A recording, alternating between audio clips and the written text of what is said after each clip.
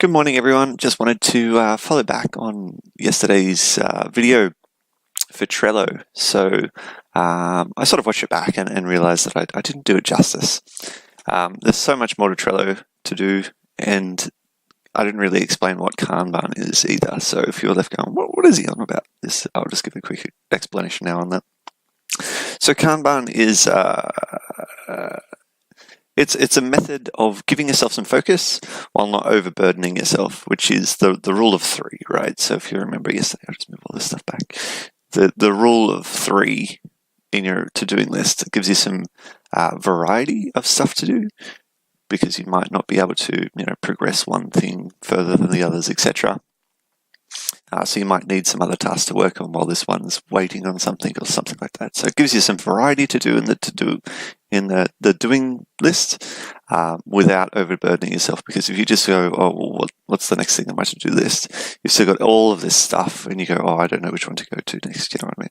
I'll keep going down the list till I find something I want to do, and then, like I said, that might not be the right thing or the most important thing, which you've already determined should be on your to-do list, on your doing list already. So that's what Kanban is. It's just that rule of three on the doing list. Give yourself some variety, don't overburden yourself, and that's basically it. Now I wanted to get back into Trello because there's so much more you can do in Trello, especially with the cards. All right, so I'll just, I'll open one up, right? So, say I've got this one for Uni. Okay, cool. There's descriptions, there's comments, other people can look at it, they can review it. So if you were using this for, a small business or something like that, everyone could be on the same Trello board and see what work is up to where, and they might not necessarily need to, ask you about it. Because they could just go see for themselves where something might be up to. Particularly effective for, say, offices that are geographically located in different areas and whatnot, like especially small business. If you've got someone that works in Sydney for you, but you're in Brisbane or something like that, that certainly will help with the collaboration, because you might not always be available when they're available and things like that. So they can just jump in there, see where things are up to.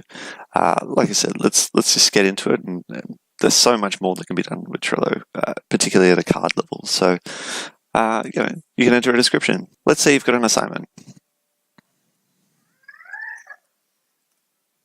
Right? On Trello. Yay. All right. So whatever, you can go into much more description on that. Many lines of detail, right? Hyperlinks.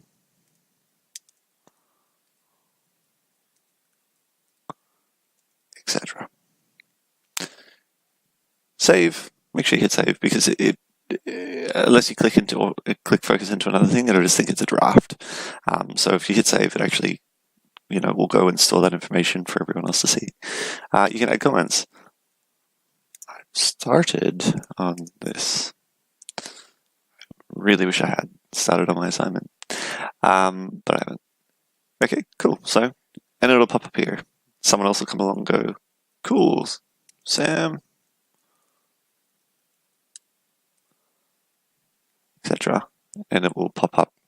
So most recent to oldest at the bottom, so you can just see what the latest update is, particularly if latest update is particularly for project management. I've completed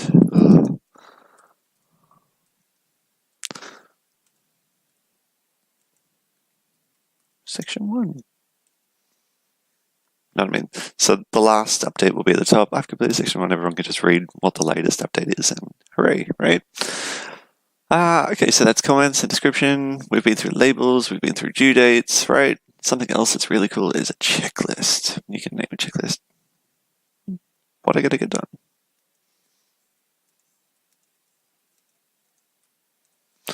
Right? And then a checklist. I need to do question 1 and question 2 and question 3 and submit. Right, so if you need to go down to the detail of what's done, what's not done, okay, well, I just said I did part 1, right, but I haven't done part 2 or part 3, and I haven't submitted. So you can see how far along, if all of the the segments here are of equal value and equal size. It lets you roughly know how far on a completed line. You know, if I mark another one, it goes to 50. Oops, sorry. Mark another one, goes to 50%. 75% or whatever. If you had a list of 45 items, it might get a little cluttered, so you can also hide those items, right? Trust me, it works. Works wonders for things that have got well and truly just too many items. For example, like my wife and I, we use a shopping list, and I think it's got something like 200 items on it because we just keep using or reusing the same shopping list. We just add something to it every time we need to buy something. But yeah, if we didn't have that checked, it would just be everything that we've ever added to it, which would be very cluttered. So yeah, you can hide those. You can remove any element, I think, too. If you wanted to, you can just delete the whole list. Yeah, that's fine, whatever. All right, attachments. Yes, you can add attachments. You can add them from other Trello cards. You can add them from Google Drive, Dropbox. You can just copy and paste links in there. You can, and what that will do is it will add it to the main body, just like you had the checklist there, so people can see any file attachments and things like that. So if you're working, say, like a software project, that file will be there, attached to the card, so you can see what the latest version of that particular file is or something like that. Very useful for that sort of aspect. Again, this is about an application designed at collaboratively working together on a project. But if you're just you, sometimes just having your files right there with the item that you needed to follow up, like the email file, for example, I needed to reply to this, and then just attach the email file. Well, it's there and you can read it. Labels have been through, members been through, right? You can do a whole bunch with the card itself. You can move it to a different list. Like, for example, this will just give me the other lists I can do, right? And I'm moving it to, sorry, I meant to click this, moving it to done, because it's done now. I can change the position in done, but there's nothing in done, right? And that just, without closing the card, because you might still want to be working on it, can move the status from one thing to another. I think that's all I want to go into Trello for now. I mean, you can do crazy stuff like change backgrounds and things like that. It's not that hard. You just go into show menu. Actually, I'll just show you this quickly.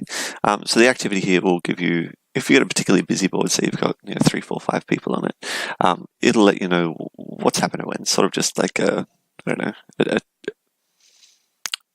activity log, right? Comments, everything, attachments, everything. Every little bit of detail, every change goes in there.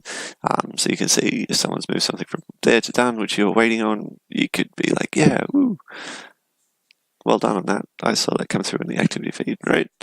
You can invite people to the board if they weren't already here. That's where you do it from. So if you wanted other members to help you out on a project or something like that, or like I said, if you just want to share one with your partner, really suggest doing it. It's really, really marriage saver.